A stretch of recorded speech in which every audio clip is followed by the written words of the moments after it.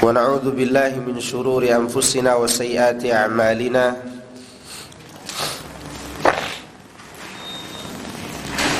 من يهده الله فلا مضل له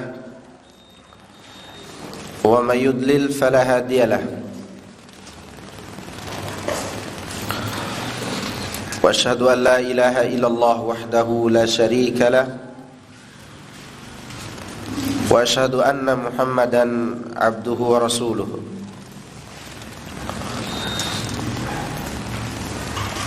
صلى الله عليه وعلى آله وأصحابه أجمعين وسلم تسليما كثيرا مزيدا أما بعد يا أيها الذين آمنوا اتقوا الله حق تقاته ولا تموتن إلا وأنتم مسلمون فإن أصدق الحديث كلام الله وخير الهدي هدي محمد صلى الله عليه وسلم وشر الأمور محدثاتها فإن كل محدثة بدعة وكل بدعة ضلالة وكل ضلالة في النار.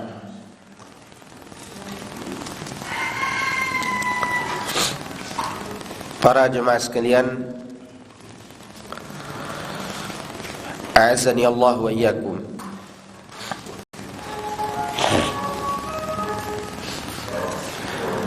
Nikmat Allah yang paling besar yang akan dirasakan oleh seorang hamba adalah nikmat wafat di atas agama Islam. Oleh karena itu Allah Subhanahu wa taala memerintahkan kepada kita agar kita tidak wafat kecuali dalam keadaan muslim. Allah katakan wala tamutunna illa wa antum muslimun. Janganlah kalian mati kecuali dalam keadaan berserah diri kepada Allah. Kemudian Nabi sallallahu alaihi wasallam mengatakan innamal a'malu bil khawatim. Sesungguhnya amal-amal itu bergantung pada akhirnya. Dan untuk mencapai itu kita harus berusaha dengan cara memperkuat keimanan kita dan memperkokoh keyakinan kita, yaitu meyakini akan benarnya janji Allah Subhanahu wa taala bagi orang-orang yang bertakwa, dan semakin yakin bahwa diri kita ini akan dikembalikan kepada Allah saja. Kalau seperti itu keadaan iman kita, maka apapun resikonya kita tidak peduli. Yang penting kita mati di atas keislaman dan di atas keimanan, sehingga kita mencapai apa yang disebutkan oleh Allah Subhanahu wa taala, yusabbitullahu alladhina amanu minkum Yuthabbitullahu alladhina amanu minkum bil qawli tsabiti fil hayati dunya wal akhirah. Allah memperkokoh kalimat orang-orang yang beriman di antara kalian di kehidupan dunia maupun kehidupan akhirat. Yuthabbitullahu alladhina amanu bil qawli tsabiti fil hayati dunya wa fil akhirah. Itu janji Allah bagi mereka yang senantiasa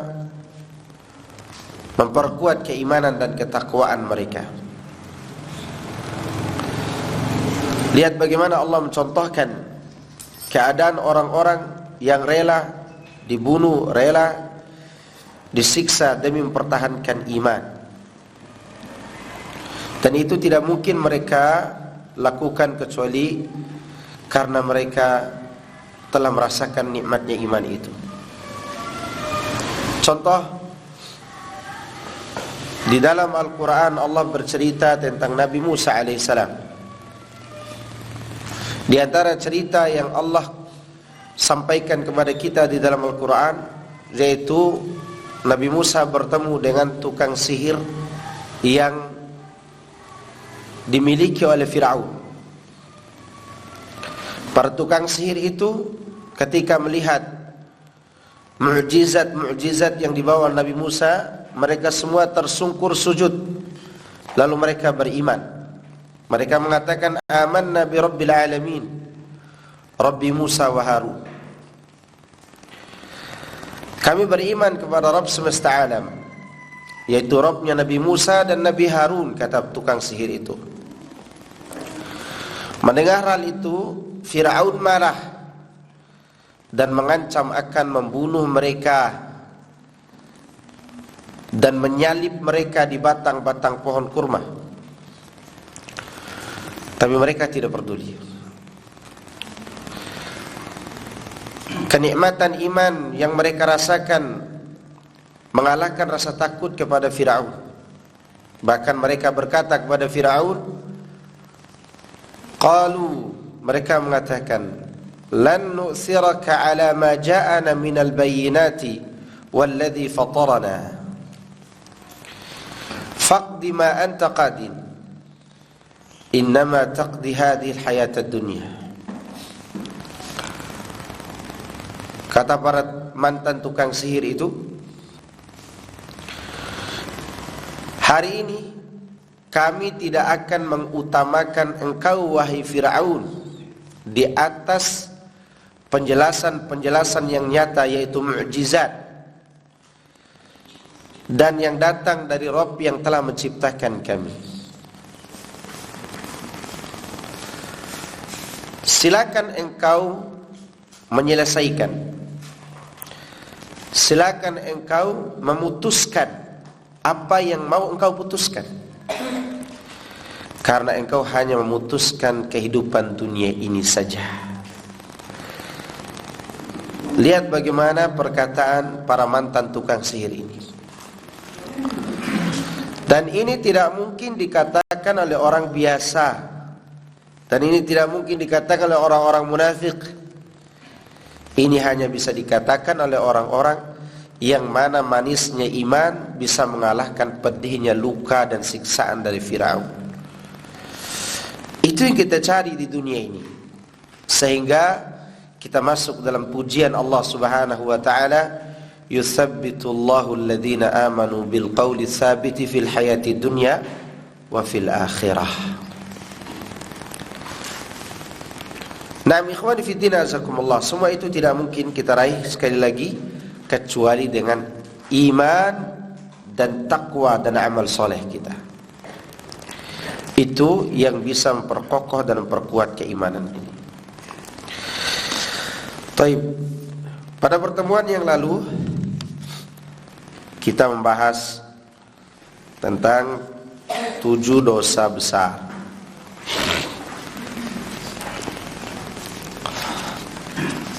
Sekarang kita bahas hadis Jundub, hadis tentang hukuman bagi para tukang sihir.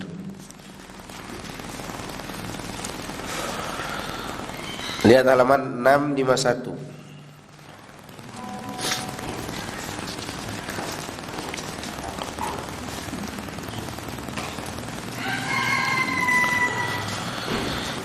Diriwayatkan dari Jundub secara marfu',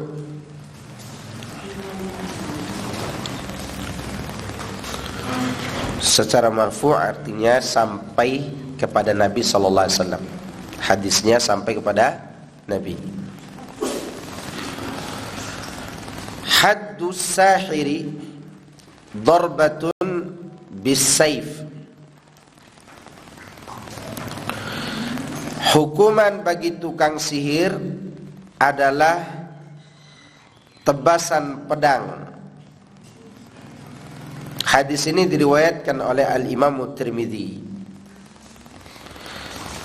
Dia berkata, yang sahih hadis ini mauquf.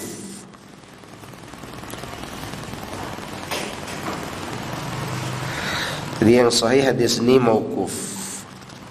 Mauquf itu lawan dari marfu'. Kalau mauquf sampai kepada sahabat saja, tidak sampai kepada Nabi.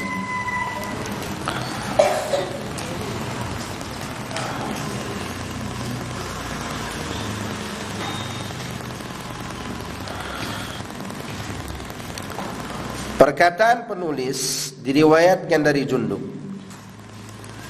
Yang dimaksud bukanlah Jundub bin Abdullah al-Bajali, tetapi Jundub al-Khair yang dikenal sebagai si pembunuh tukang sihir.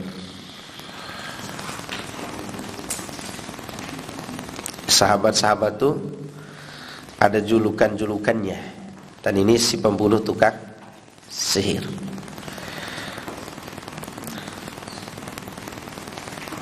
Tadi sudah saya jelaskan apa arti marfu'. Marfu' adalah sanadnya sampai kepada Nabi. Hanya saja penulis menukil dari Imam Tirmidzi, ia berkata yang sahih hadis ini mauquf. Maksudnya perkataan Jundub, bukan perkataan Nabi. Ya. Walaupun hadis ini mauquf, tetapi hukumnya sampai kepada Nabi sallallahu alaihi wasallam. Artinya didukung oleh hukum Islam. Perhatikan kalimat haddus sahir, atau di situ ditulis dengan huruf Latinnya hadd atau hukuman. Yang menjadi perhatian kita adalah pada lafaz Arabnya. Pada lafaz apa? Arabnya. Haddu yang diterjemahkan dengan hukuman adalah hukuman yang telah ditentukan oleh syariat. Tekstual hadis, perhatikan, menunjukkan bahwa tukang sihir itu tidak kafir. Tekstual. Karena hukum had tadi bisa membersihkan orang dari hukum dari dosa. Bisa membersihkan orang dari apa? Dosa. Dan bisa saja dimaafkan oleh Allah nanti di yaumul qiyamah. Sementara seandainya tukang sihir itu kafir, maka tidak ada harapan untuk dimaafkan nanti di yaumul qiyamah. Kalau kita merujuk pada tekstual hadis ini. Perhatikan ya. Kita belum selesai ini. Baru membahas apa? Kalimat haddus sahir.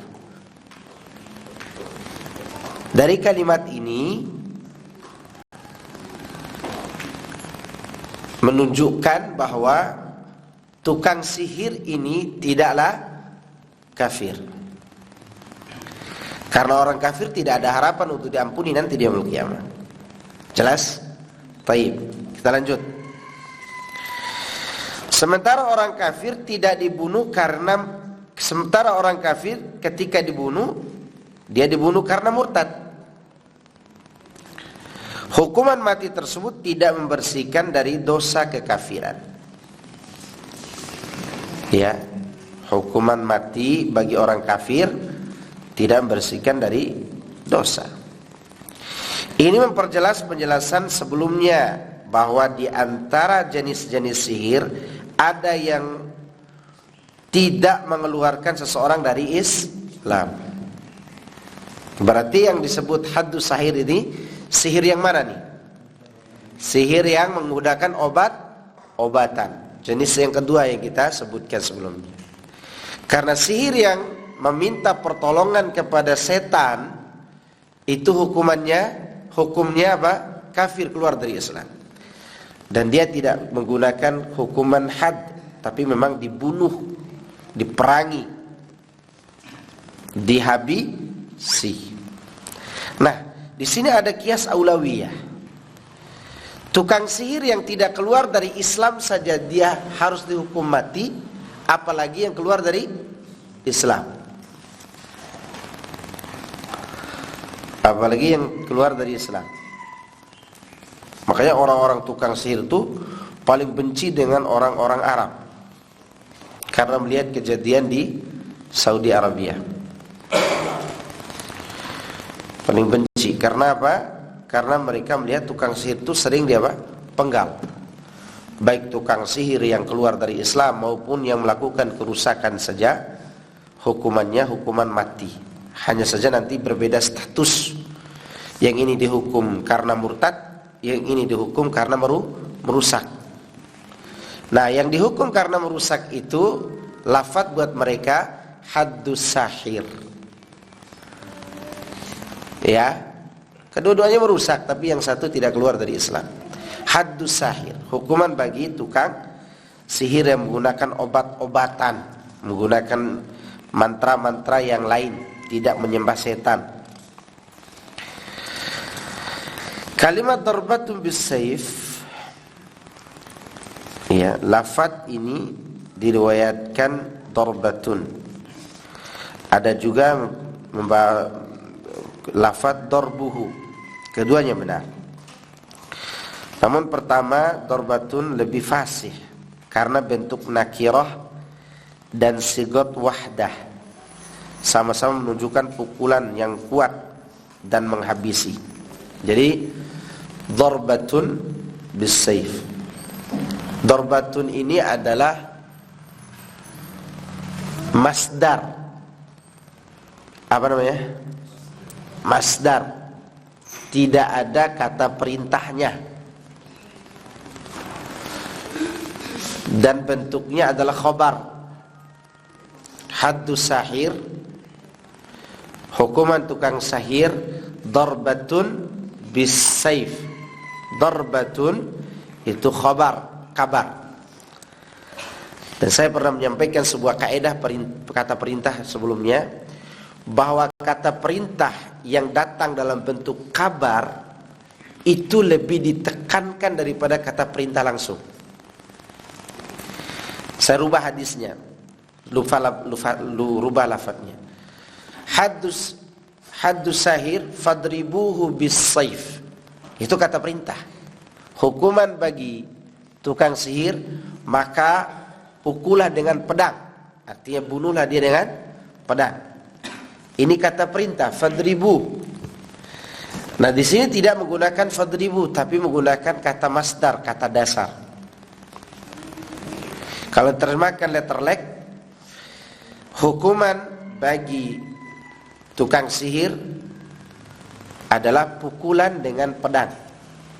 Itu kan kata letterlek, lafadznya, kalimatnya adalah pukulan dengan pedang. Tapi kalau diartikan yang diinginkan dalam lafadz ini adalah maka pukullah dengan pukulan yang keras, hukuman yang kuat dengan menggunakan pedang. Tidak main-main, ya, betul-betul dihukum mati, gitu maksudnya. Dan ini ancaman keras bagi para tukang sihir yang hidup di negeri-negeri di mana di situ ditegakkan hukum Islam.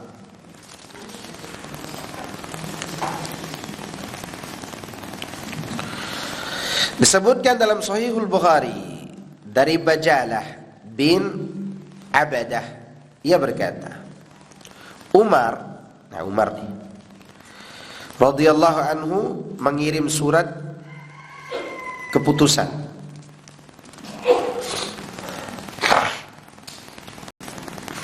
Kata beliau, bunuhlah setiap tukang sihir laki-laki dan tukang sihir perempuan. Kemudian Bajalah berkata, kami kemudian membunuh 3 orang tukang sihir. Tidak ada main perasaan kalau sudah hukuman mati. Kan kalau dilihat keadaan tukang sihir itu kalau sudah ditangkap, kan kasihan banget tuh. Waduh, kasihan nih. masih bisa main sulap nih gitu kan. Enggak. Di dalam hukum Islam begitu datang perintah dari pemimpin, udah enggak ada perasaan yang bermain di situ. Yang ada adalah mengeksekusi. Dan mereka mengeksekusinya dengan mengharap ridho Allah. Siapa yang membunuh tukang sihir, dia akan tenang hidupnya. Kalau dia dijadikan Al-Gozo yang bunuh tukang sihir, mereka akan tenang dengan hidupnya. Berbeda kalau membunuh orang yang tak bersalah. Tidak akan tenang orang membunuh orang yang tak bersalah. Akan kepikiran terus. Mereka orang-orang yang tukang pancung dari zaman Nabi SAW, ya itu sebenarnya keturunan dari Nabi itu, dari tukang pancungnya Nabi Muhammad SAW. Mereka tenang-tenang saja hidup, dan keturunannya dijaga oleh Allah Subhanahu Wa Taala. Oleh karena itu Bajalah mendengar ada perintah dari khalifah, 3 langsung dibunuh sama mereka. Kalau sudah seperti itu berani nggak ya tukang sihir nongol di TV ya? Nongol di TV Arab, ayo main sulap nih katanya gitu ya. Nggak berani kayaknya. Ya, di TV Saudi didatangkan tukang sihir yang bagus-bagus gitu. Setelah turun dari panggung sini dipancung gitu ya. Nggak berani. Karena yang merusak kehidupan manusia diantaranya adalah tukang sihir.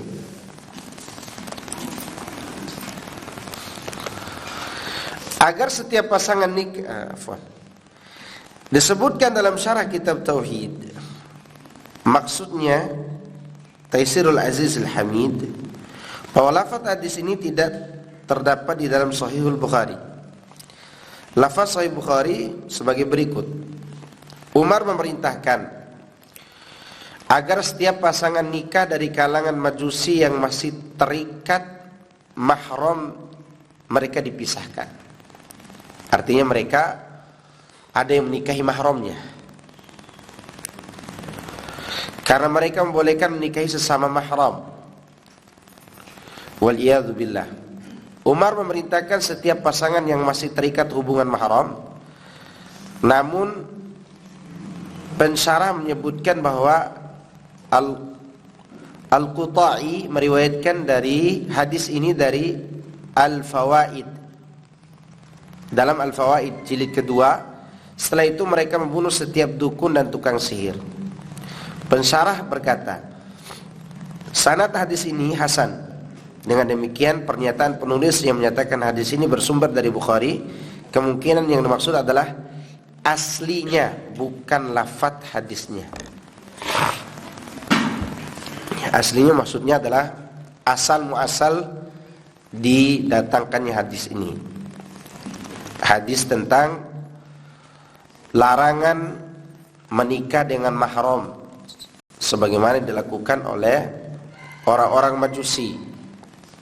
Di antara mereka ada yang sudah masuk Islam kemudian dipisahkan. Nah, di antara hadis tersebut dikaitkan dengan apa? Hukuman bagi para tukang sihir. Itu lanjutannya dalam riwayat yang lain, yaitu riwayat Al-Imam Al-Quta'i, dan penulis yaitu Muhammad bin Abdul Wahhab kemungkinan mengambil daripada sumber asal hadis tersebut.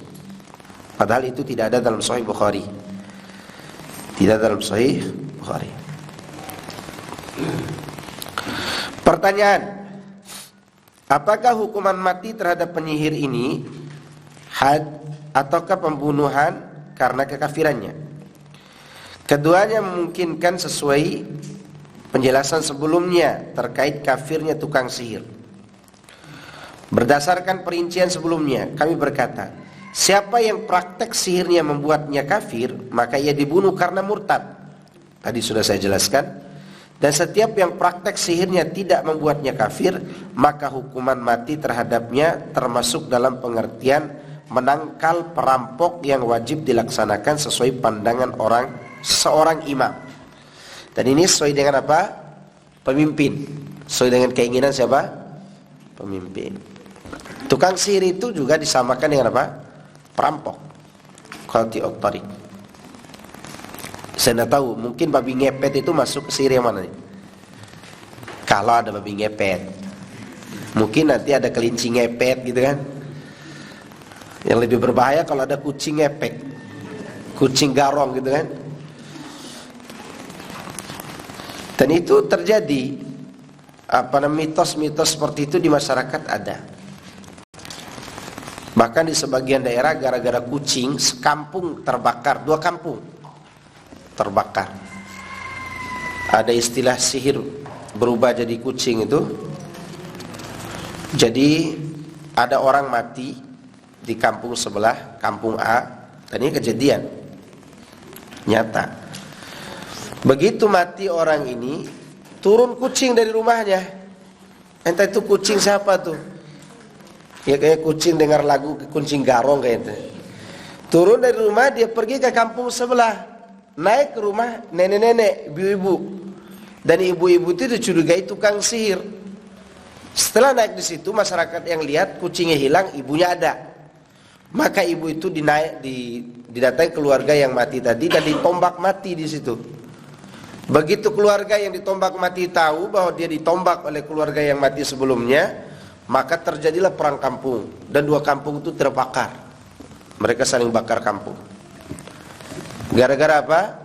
Sihir yang dicurigai sihir. Itu menunjukkan bahwa sihir itu dasarnya merusak atau tidak? Merusak.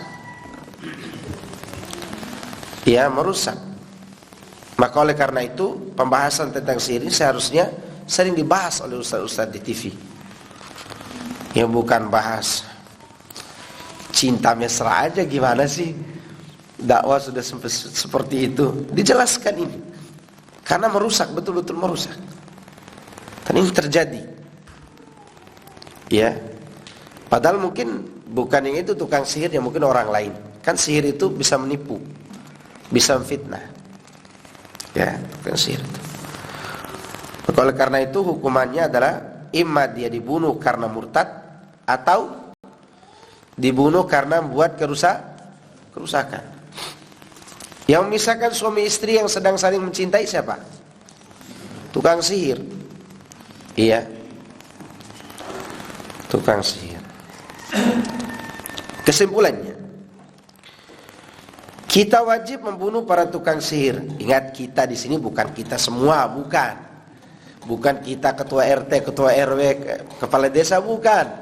Kita yang dimaksud di sini adalah pemimpin kaum muslimin. Wajib bagi mereka membunuh tukang sihir. Iya. Baik kita katakan karena mereka sudah kafir ataupun mereka ini membuat kerusakan atau membuat orang sakit, mati dan memisahkan seorang dengan suami atau istrinya. Sebaliknya kadang mereka ini menimbulkan rasa cinta sehingga mereka bisa meluluhkan hati musuh dan bisa mencapai sasaran yang mereka inginkan. Karena ada di antara tukang sihir yang menyihir seseorang untuk merasa simpati kepadanya. Ada enggak? Ada. Enggak usah jauh-jauh. Pemilihan kepala desa sekitar kita. Ya, itu sebagian besar pemilihan itu ada tukang sihir di baliknya. Sebagian besarnya. Makanya kalau antum jadi kepala desa enggak dapat. Kecuali antum ruqyah semua orang sekampung gitu kan. Pokoknya kalau saya mau jadi kepala desa, panggil Ustaz Maskur ruqyah sekampung gitu ya. Setelah di ruqyah enggak mempan kena sihir. Iya, tapi itu kan capek. Biasanya itu ada tuh tukang-tukang sihirnya tuh. Lalu ia mendapatkan apa yang diinginkan darinya, seperti menyihir seorang wanita untuk berbuat zina dengannya. Waliyadzubillah, semoga Allah melindungi anak-anak kita dan istri kita dari sihir semacam ini. Terkadang ada wanita hamil di luar nikah bukan karena dia ingin berzina sebenarnya. Terkadang dia disihir dulu. Dan sebagaimana ada seorang ikhwan pernah nangis, datang nangis ke anak. Kenapa ente nangis? Rasanya mau. Jangan begitu. Sekarang kesimpulannya adalah ente masih sayang gak sama istri? Masih, Ustaz. Terus ente mau ceraikan dia? Enggak juga. Terus keadaan sekarang mau ente kembali kepada zaman dulu gara-gara ini. Itulah yang saya bingungkan. Sekarang kesimpulannya adalah anggap ini mimpi buruk. Antum baru bangun tidur mimpi, oh ya mimpi ini. Alhamdulillah dia pertahankan istrinya. Dan ini kejadian, disihir, hipnotis. Sekarang udah banyak orang yang belajar apa? Hipnotis. Dengan alasan agar orang berhenti rokok gitu kan. Hipnotis dulu. Ada kan kayak gitu? Agar dengan alasan agar orang berhenti minum minuman keras. Itu sihir. Ya. Kalau saya jadi pemimpinya dia dipenggal oleh anak. Apapun alasannya tetap saja apa? Sihir. Karena nantinya orang akan belajar hipnotis bukan lagi untuk itu. Pasti akan mengarah pada kerusakan lainnya. Itu sihir itu. Kalau sihir dibenarkan dari dulu, maka untuk apa didatangkan ajaran Rasulullah SAW? Ya. Rasulullah SAW untuk memperbaiki orang minum khamar aja harus bertahap turun ayat, ya enggak? Kalau hipnotis yang baik itu diperbolehkan, ngapain Rasulullah tunggu ayat untuk memberhentikan minuman keras? Kan bertahap tuh, turunkan agar orang berhenti. Sekarang tuh ada alasan orang belajar hipnotis apa? Untuk memberhentikan orang dari rokok, untuk memberhentikan orang dari minuman keras, atau dari apa lagi? Dari narkoba. Kan alasan-alasan yang mereka kalau kelihatan, oh bagus sekali ini. Sama saja itu apa namanya? Sihir. Itu sihir. Seperti menyihir seorang, sudah tadi. Hukum had tidak mengharuskan pihak terhukum bertaubat. Ketika ia berhasil ditangkap, hukum had wajib diterapkan kepadanya. Hukum had itu hukum pidana dalam Islam. Ya. Kalau seseorang, perhatikan, dia bertaubat sebelum ditangkap, maka tidak wajib dibunuh. Jelas? Kecuali dia minta diri. Dia minta diri. Aku telah melakukan pelanggaran hukum syariat. Maka silakan tegakkan hukum atas diriku. Dan dia sudah bertaubat.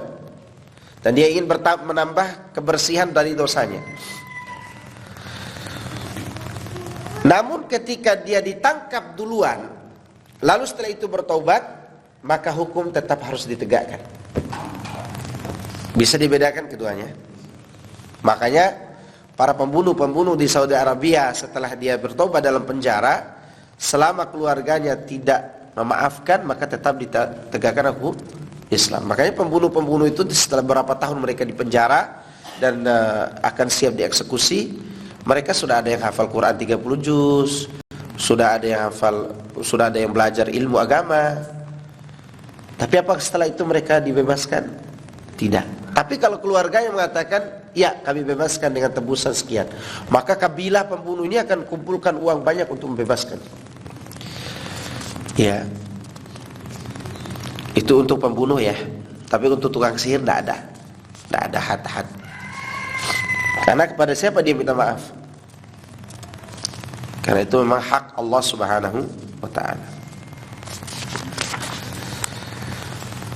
Diriwayatkan secara sahih dari Hafsah bahwa ia memerintahkan membunuh salah seorang budak wanita miliknya yang menyihirnya. Lalu budak wanita tersebut dibunuh. Ya. Juga diriwayatkan secara sahih dari Jundub, Ahmad berkata hadis ini diriwayatkan dari 3 sahabat Nabi sallallahu alaihi wasallam. Ini Hafsah. Hafsah itu siapa? Siapa Hafsah? Istri Rasulullah sallallahu alaihi wasallam. Anak siapa? Umar bin Khattab radhiyallahu.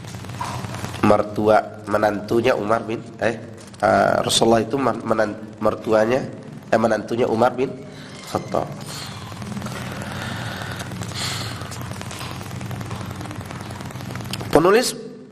Perkataan penulis Ahmad berkata hadis ini diriwayatkan dari 3 sahabat. Mereka adalah Umar bin Khattab, Hafsah dan Jundub al-Khair. Hadis tentang apa? Tentang membunuh budak wanita miliknya Hafsah.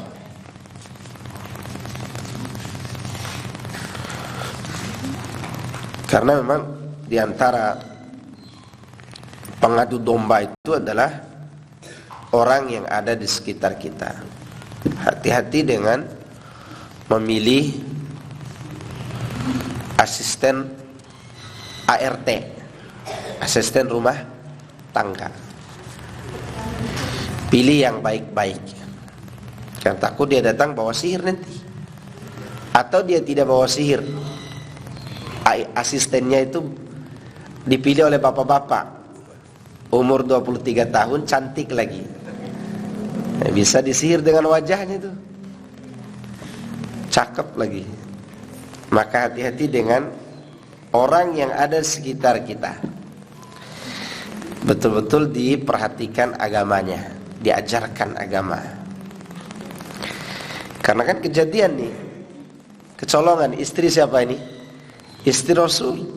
Dia punya budak wanita, yang mana budak tersebut tukang sihir. Dan kejadian juga kan sampai hari ini, pembantu-pembantu yang dari Indonesia yang menyihir majikannya kemudian dipenggal di sana. Nah itu hati-hati. Pendapat yang mewajibkan hukuman mati kepada tukang sihir sesuai dengan kaidah-kaidah syariat, karena para tukang sihir membuat kerusakan di muka bumi. Dan kerusakan yang mereka lakukan termasuk kerusakan terbesar. Dengan demikian, pemimpin wajib membunuh mereka. Ini keterangan khususnya bahwa yang wajib membunuh siapa? Pemimpin. Imam tidak boleh mangkir untuk tidak membunuh mereka. Karena jika orang-orang seperti mereka dibiarkan saja, pasti banyak kerusakan dan keonaran yang menyebar di bumi. Ketika mereka dibunuh, orang-orang terhindar dari keburukan mereka, sekaligus membuat yang lain jerak untuk melakukan praktek sihir. Kalau tukang sihir dibunuh nih, maka orang-orang akan aman. Dan para calon tukang sihir berikutnya akan mengundurkan diri. Tidak jadi dia try out untuk jadi tukang sihir. Yang akan jadi tukang sihir try out aja tidak mau dia. Ya, tidak mau dia untuk mencalonkan diri. Karena negeri tersebut menegakkan hukum yang keras bagi para tukang sihir. Mungkin termasuk Brunei ya, menegakkan hukum ini. LGBT juga tidak ada di sana, tidak berani. Apalagi Saudi Arabia. Dengan segala kekurangan negara-negara ini, mereka tetap menegakkan hukum ini. Hukum pembunuhan terhadap para tukang sihir. Di dalam bab ini terdapat beberapa masalah. Pertama, tafsir suratul Baqarah, yaitu tentang surat ayat 102, di mana para pengikut-pengikut Yahudi mengikuti kitab sihir di zaman Nabi Sulaiman. Dan sebelumnya saya sudah ceritakan. Nanti kalau lebih jelas lagi, buka kitab tafsir. Di sana ada penjelasan Abdullah bin Abbas cerita mengenai ayat 102 itu. Dan ayat itu biasa saya pakai untuk ruqyah. Wattaba'u ma tatlu syayatinu ala mulki Sulaiman. Wa ma kafara Sulaiman walakinna syayatina kafaru.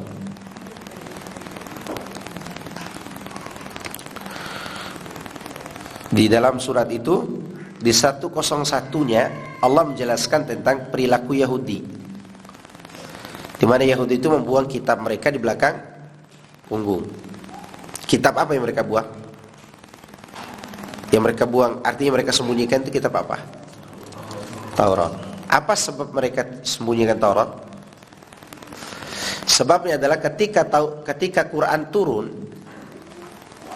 mereka mengambil lembaran-lembaran Quran itu, tulisan-tulisan baik di kelompok korma atau yang lainnya, mereka diambil oleh Yahudi.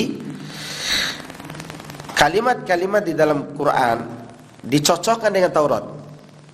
Begitu dua kitab ini menjelaskan tentang sifat Nabi Muhammad SAW dan agama yang dia bawa, tidak ada perbedaan antara keduanya, Supaya mereka tidak ketahuan kesesatannya, mereka buang yang mana nih? Quran apa Taurat?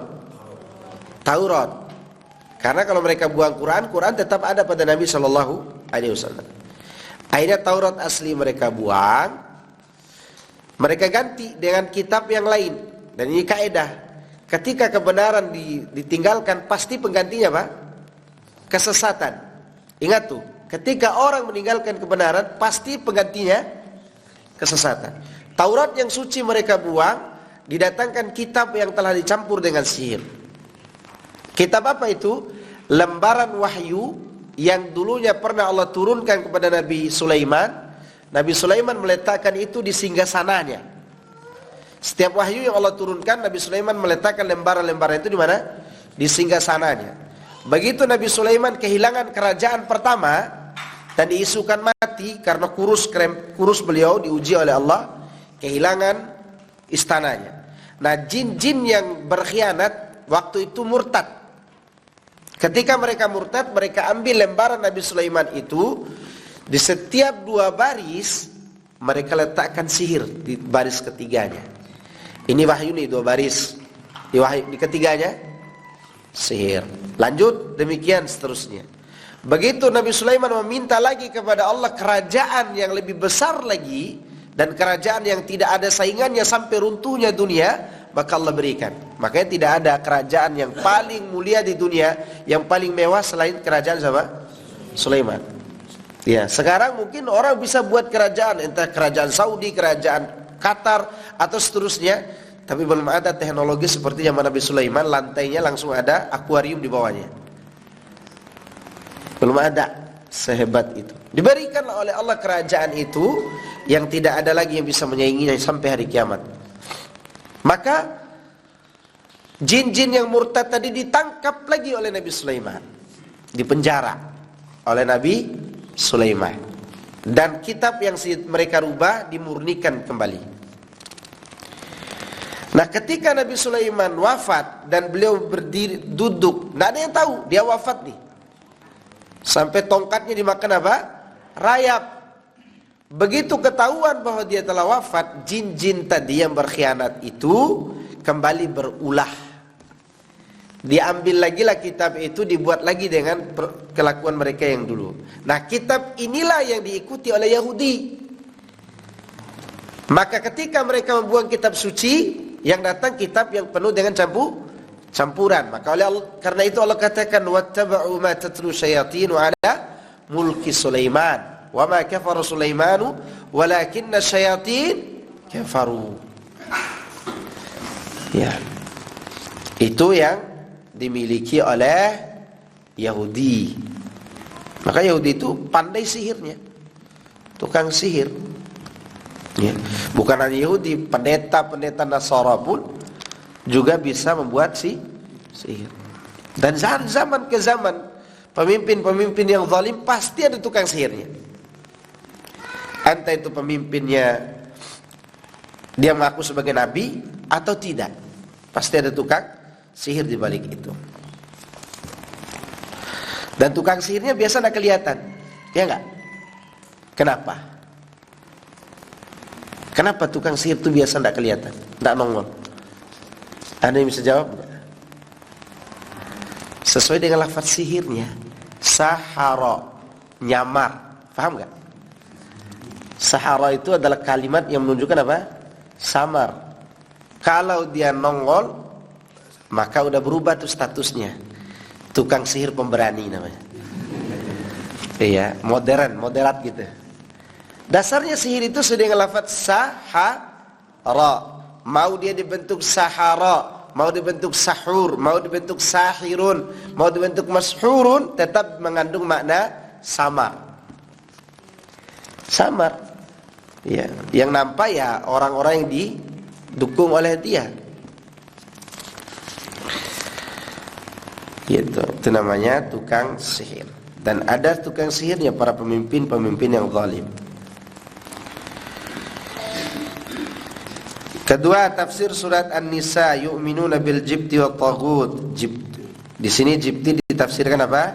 Sihir. Orang kalau meninggalkan keimanan kepada kebenaran, dia akan percaya kepada siapa? Sihir.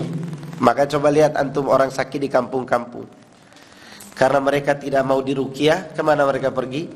Dukun.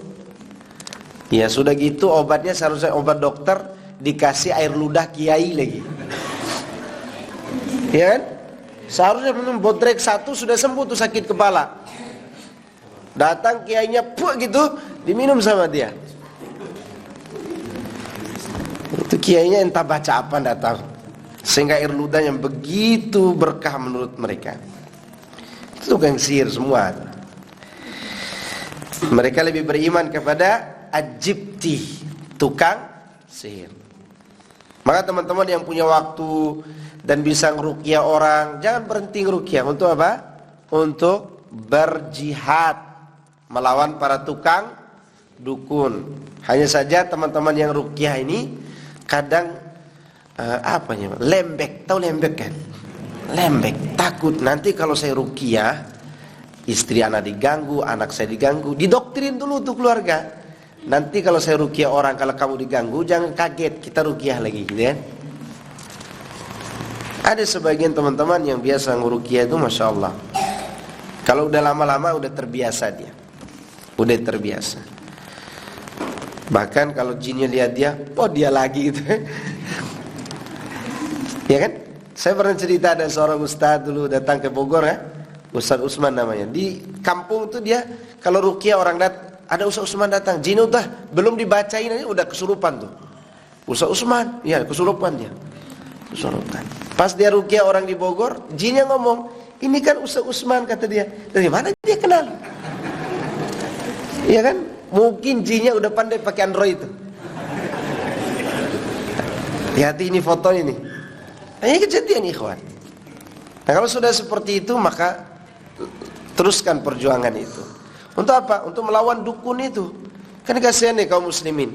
Sambil setelah itu diberitahu, dinasehati agar bersandar hanya kepada Allah. Bahkan jangan bersandar kepada ruqyah ini. Nah, itu caranya. Tafsir Al-Jibti dan Togut dan perbedaan di antara keduanya. Tadi sudah disebutkan Jibti dan Togut itu sebenarnya dua lafaz yang khusus dan umum. Khusus dan umum. Togut lebih umum daripada apa? Jibti. Dan Jibti bagian daripada Togut. Keempat, Togut bisa berasal dari bangsa jin dan bisa juga berasal dari bangsa manusia. Bisa berasal dari jin atau manusia. Yang penting dia melampaui batas dalam mentaati, ya, menyembah dan mengikuti, atau ditaati, disembah, diikuti. Togut itu bisa berasal dari si penggemar atau yang digemari. Nabi Isa diangkat sebagai anak Tuhan oleh siapa? Oleh Nasrani. Sekarang yang togut Nabi Isa apa Nasrani? Nasrani. Berarti Nabi Isa tidak dianggap sebagai togut karena Nabi Isa tidak pernah ridho dirinya diangkat sebagai anak Tuhan. Uzair dan Yahudi, mana yang togut, Yahudi apa Uzair? Yahudi, karena Uzair orang soleh yang diangkat sebagai anak Tuhan oleh Yahudi. Di antara keajaiban kisah Uzair itu, kenapa diangkat sebagai anak Tuhan? Dia dimatikan 100 tahun dulu, ya, oleh Allah di Palestina. 100 tahun.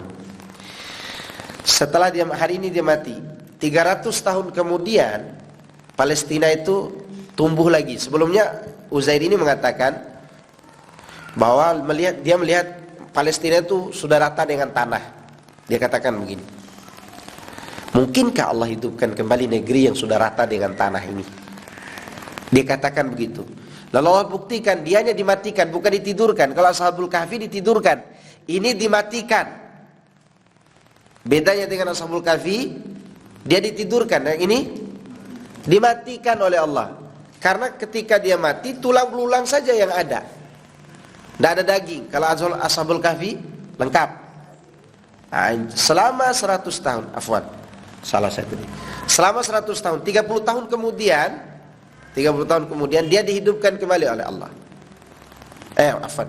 Kampung itu dihidupkan kembali oleh Allah. Masih ada berapa tahun lagi Nabi Uzair ini akan dihidupkan? 70 tahun lagi.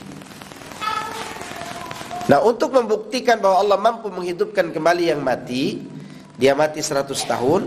100 tahun kemudian, ya, yang dihidupkan pertama kali oleh Allah apa? Matanya. Untuk apa? Untuk melihat kejadian bagaimana Allah menghidupkan kembali jasadnya. Nah, gara-gara kejadian seperti inilah Yahudi itu meyakini Uzair sebagai anak Tuhan. Dan Uzair itu orang beriman.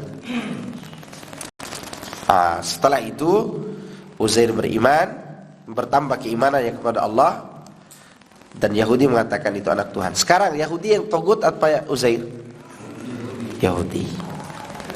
Nah, di hari ini ada orang yang mengatakan fulan sama seperti perkataan Tuhan, dan fulan itu mengatakan, mengakuinya. Mana yang togut? Dua-duanya togut. Dua-duanya apa? Togut.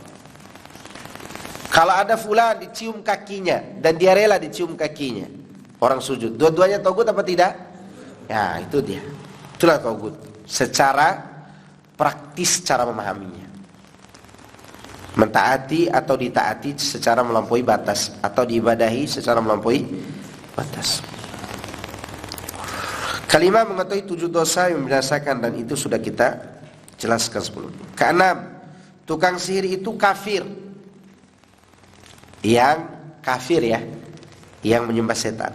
Yang ketujuh, hukuman tukang sihir adalah dibunuh, ya, bukan diperintahkan bertaubat. Setelah dia ditangkap, dia mau taubat terserah dia, tapi langsung dibunuh. Langsung dibunuh, tidak diperintahkan untuk bertaubat. Saking rusaknya tukang sihir itu sampai seperti itu. Kelima, mengetahui 7 dosa membinasakan yang secara khusus dilarang. Sudah tadi kita sebutkan. Ini kok balik lagi? Penjelasannya ini. Ini penjelasannya. Tapi saya kira tidak perlu dijelaskan. Ini sama seperti penjelasan sebelumnya. Tapi ada pertanyaan? Ada pertanyaan enggak? Sudah jam 8 lewat.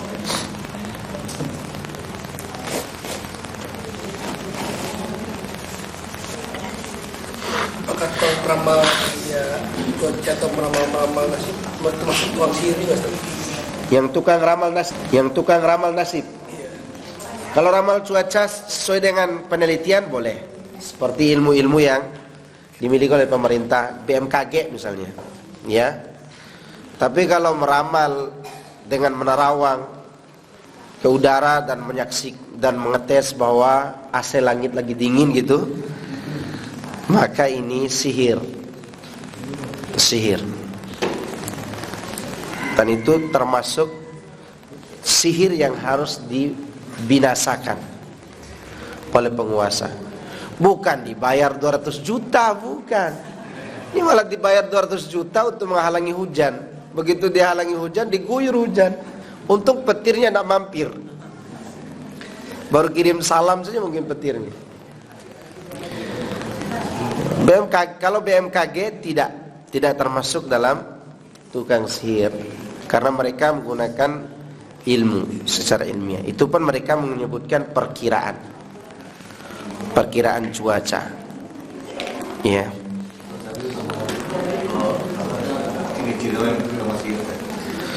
Ciri-ciri orang kena sihir itu suka galau,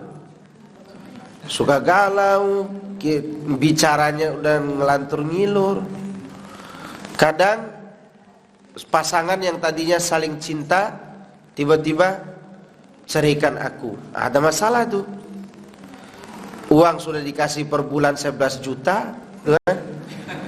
Udah datangkan pembantu yang membantu dia. Suami pergi kerja, pulang wangi, berangkat wangi. Pulang-pulang ceraikan aku. Diruqyah istri seperti ini. Diruqyah segera. Jangan langsung diceraikan.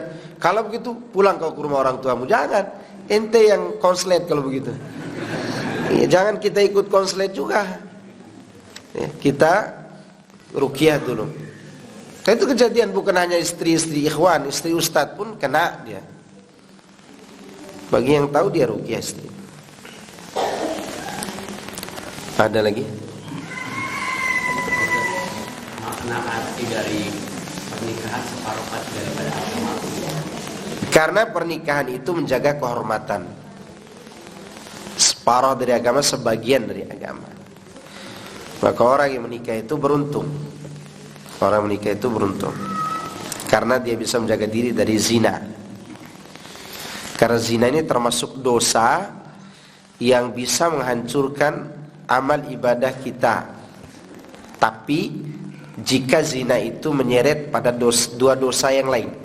Jadi ada 3 sumber dosa, 3 pondasi dosa, pondasi bangunan dosa ya, ada 3. Syirik dengan cabang-cabangnya, kemudian membunuh dan berzina. 3 dosa ini kalau dilakukan rutin biasa saling menarik. Saling apa? Menarik. Zina bisa menarik seorang untuk menjadi berbuat syirik atau membunuh orang. Sekarang ada orang mencintai wanita. Wanita dia sangat cintai, tapi wanita itu tidak mau mencintai dia. Jadi dia bercinta bertepuk sebelah tangan. Gimana cara tepuk sebelah tangan ya? Dia cinta kepada wanita itu. Wanita itu tidak mau. Dan wanita itu memilih laki-laki lain. Apa yang akan dia lakukan ini karena cintanya begitu berat kepada wanita tersebut? Dia akan mengatakan cinta ditolak, dukun bertindak. Iya kan? Itu lafaz kalimat orang-orang di negeri kita itu. Cinta ditolak, dukun bertindak. Ketika dia bertindak dengan dukun, dia berbuat apa? Syirik kepada Allah. Karena saingannya terlalu ketat gitu, saingannya itu ganteng, kaya, baik, dermawan. Apa yang dilakukan? Dia sihir orang itu sampai mati. Dia membunuh nggak itu? Membunuh. Dia membunuh. Maka 3-3 saling menarik. Oleh karena itu Allah katakan di dalam suratul Furqan, walladzina la yad'una ma'allahi ilahan akhar wa la yaqtuluna an-nafsa allati harrama Allahu illa bil haqq wa la yaznun wa may yaf'al dhalika yalqa athama yudha'af lahu al-'adzabu yawm al-qiyamah. Kata Allah, orang yang beriman itu tidak meminta kepada selain Allah, tidak berbuat syirik. Dan dia tidak membunuh jiwa yang tidak bersalah kecuali dengan hak Islam. Dan dia tidak berzina. Orang yang beriman itu dia tidak memiliki 3 pondasi dosa ini. Nah, disebutkan oleh Ibnul Qayyim sebaliknya, orang yang melakukan 3 hal ini biasanya saling menarik. Makanya Allah katakan setelah itu, siapa yang melakukan ini, maka dia telah berbuat dosa. Dan dilipat gandakan hukumannya nanti di yaumul qiyamah. Wa yakhludu fihi muhana. Dan dia kekal dalam azab tersebut untuk selama-lamanya dalam keadaan hina. Kenapa dia kekal? Karena ada kaitannya membunuh dengan sihir. Ada kaitannya berzina dengan syirik. Ketika 3-3 saling menarik. Oleh karena itu hati-hati dengan dosa ini. Waliyadzubillah. Dosa zina. Maka oleh karena itu orang yang menikah telah menyelamatkan diri dari dosa apa tadi? Zina. Maka sebagian agamanya telah dia miliki. Masalahnya adalah dulu dia rajin sholat, setelah menikah tidak sholat lagi. Berarti masalahnya siapa ini? Masalah pada pasangan yang dia cari. Bahkan ada ustadz, begitu dia sebelum nikah, dia dakwah kemana-mana gitu kan. Begitu nikah, istrinya tidak suruh dia dakwah. Bahaya ini, bahaya. Ya. Dan itu adalah merupakan kesalahan dalam pernikahan. Bagaimana supaya nikah seperti yang dikatakan dalam hadis itu? Maka disebutkan dalam hadis yang lain, ada 3 orang pasti ditolong. Lagi galau siapa calon istriku, bagaimana bentuknya, apa dia baik atau tidak. Yang pertama kali dia harus lakukan apa? Perbaiki niat. Perbaiki apa? Niat. Supaya Allah datangkan pertolongan. Sehingga hasilnya nanti Gadis maupun janda, yang penting rasanya bung gitu. Karena dia telah tulus berniat. Yang penting dia seorang wanita saleha. Kalau dia niatnya bagus, maka Allah akan jaga agamanya. Karena tadi dijanjikan 3 orang pasti ditolong Allah. Apa tadi? Mujahid. Kedua, penulis yang jujur. Ketiga, orang menikah dengan niat menjaga diri dari perzinahan. Ya. Kalau ada orang nikahnya setelah itu tidak benar, dia tetap berpikir berzina, selingkuh dan seterusnya, berarti niat itu harus betul-betul diperbaiki lagi. Ya. Kecuali kalau memang satu istri tidak cukup, dia nikah lagi, maka itu bagus. Itu bagus, itu tidak berzina. Kalau dia mampu, masalahnya kalau tidak mampu, namanya berantakan kalau tidak mampu. Oke, ada pertanyaan lain? Mau tanya kalau hukumnya sekarang kan banyak nih sunat dengan hipnoterapi, hukumnya apa dan hukum bagi pasien yang datang ke peminat itu apa? Termasuk itu sihir itu. Hipnoterapi, ngapain hipnoterapi itu mah? Kan sudah ada suntik itu. Suntik bius. Iya. Tidak perlu hipnoterapi. Anak-anak tuh tidak perlu pakai hipnoterapi sekarang ini. Dikasih aja game waktu dia sunat. Dia lupa dengan ini game. Daripada berbuat sihir, dikasih game aja. Kalau dulu waktu kita sunat tidak pakai suntik-suntik begitu, ya kan? Diapit oleh bambu, kemudian disuruh gigit uang 100 yang ada rumah padangnya itu. Digigit supaya tidak nangis. Sakit nggak? Sakit, tapi terbayar oleh uang 100 perak tadi. Terbayar itu 100 perak. Zaman sekarang pakai hipnoterapi, itu orang cari makan itu sebenarnya. Cari makan sekaligus mendakwakan sihirnya. Dan itu tidak benar. Tidak benar. Tapi ada lagi? Dan kalau yang praktek atau menjadi hal itu merasa mikir-mikir atau gimana tertentu itu masuk ke sihir yang berasal dari Islam. Ulang. Orang yang belajar ilmu kepala. Iya. Taib. Dia berbuat sihir. Tapi sihirnya sihir bid'iyah, syirik bid'ah yang khurafat. Dia tidak keluar dari Islam. Kecuali dia mencampur-campurnya dengan nama-nama setan. Nama-nama setan. Antum jangan salah berpikir, tukang sihir itu dia baca Quran juga sebagiannya. Tukang sihir itu juga baca apa? Quran. Kalau misalnya tahun 2003 waktu anak SMA kelas 3 lah, mau tamat itu, anak bertemu dengan tukang sihir, udah tua sekali. Jadi kami ini punya rasa penasaran. Kalau ada cerita orang, di pohon ini ada suka melantung malam-malam, kami tidur di situ, cari tahu. Itu dulu waktu kami masa muda itu.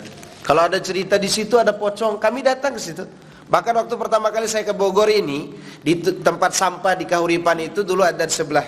Kalau kita bundaran kanan kan, di situ ada tempat sampah. Diceritakan di situ banyak begal malam-malam. Jam 3 saya ke situ. Waktu pertama kali di sini.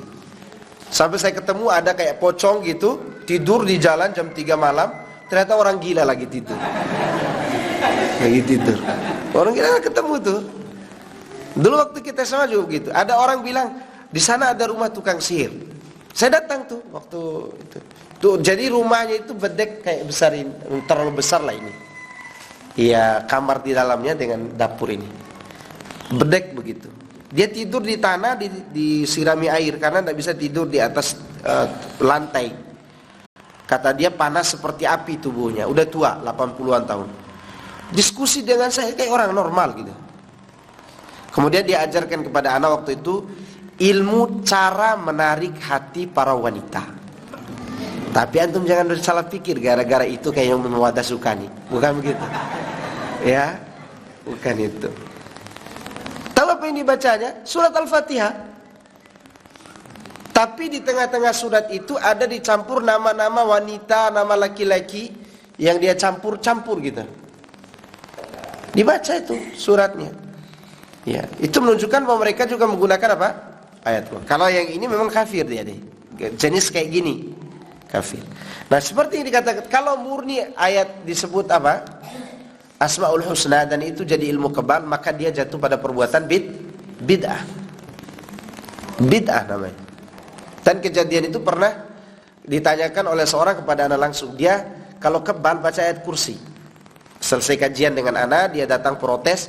Tadi Ustaz bilang bahwa jin itu tidak berani dengan ayat kursi. Saya ini kebal menggunakan ayat kursi Ustaz. Berarti saya tidak bersama jin dong, bersama malaikat. Pertanyaan anak balik pertanyaan. Kalau ada sebuah kebaikan, ente letakkan di tempat yang salah, siapa yang bantu? Jin. Sekarang ayat kursi benar apa tidak? Benar. Diamalkan dengan amal yang salah, siapa yang bantu? Jin. Maka itu yang dimaksud oleh para ulama, innal bid'ata ahabbu ila iblis minal ma'asi. Perbuatan bid'ah lebih disukai jin, lebih disukai iblis daripada perbuatan maksiat. Itu perbuatan bid'ah. Tetap salah. Dan masuk dalam sihir, ia merusak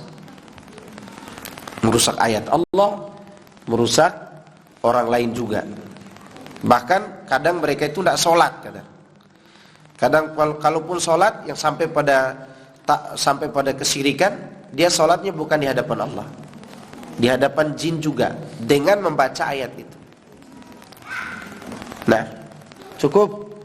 Ibu-ibu ada yang bertanya? Oke, kalau tidak ada pertanyaan, cukup dulu ya. Subhanakallahumma wa bihamdika, asyhadu an la ilaha illa anta, astaghfiruka wa atubu ilaik. Wassalamualaikum warahmatullahi wabarakatuh.